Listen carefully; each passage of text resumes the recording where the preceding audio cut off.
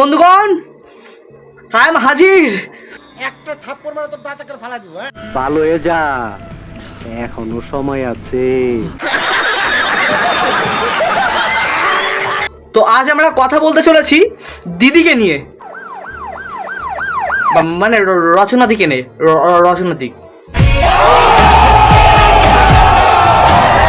তা বলছি রচনাদি, কেমন আছো তুমি?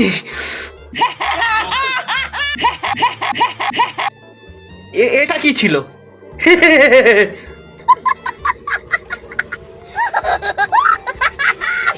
তা বলছি দিদি, তুমি নাকি ভোটে দাঁড়াচ্ছ, তা দিনকাল কেমন চলছে? খুব চাপে আছো মনে হয়, তাই না? প্রমাণ দাও, প্রমাণ দাও।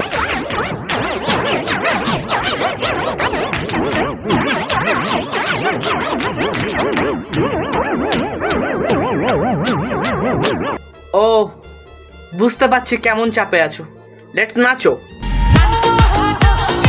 নাচো।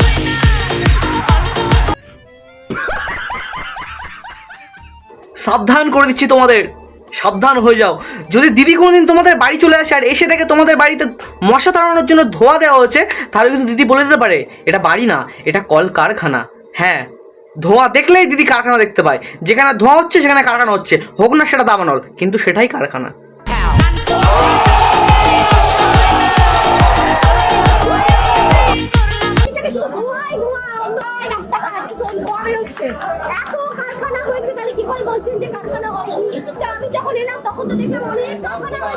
कंट्रोल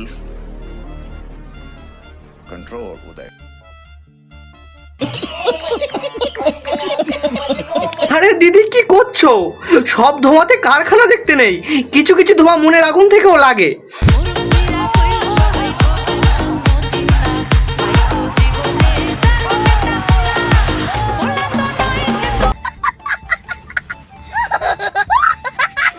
তা বলছি দিদি, আমরা যে তোমাকে নিয়ে ভিডিও বানাচ্ছি, এতে তোমার মন মানসিকতা কেমন? মানে তোমার কেমন ফিল হচ্ছে?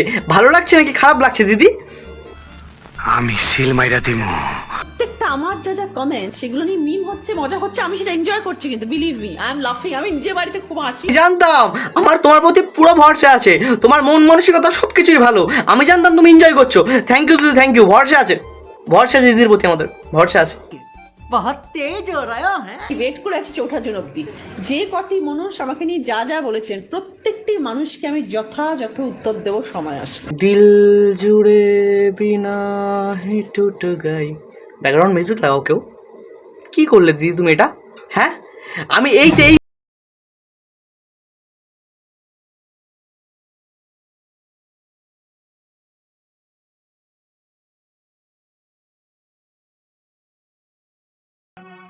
ভুল কিছু শোনেন।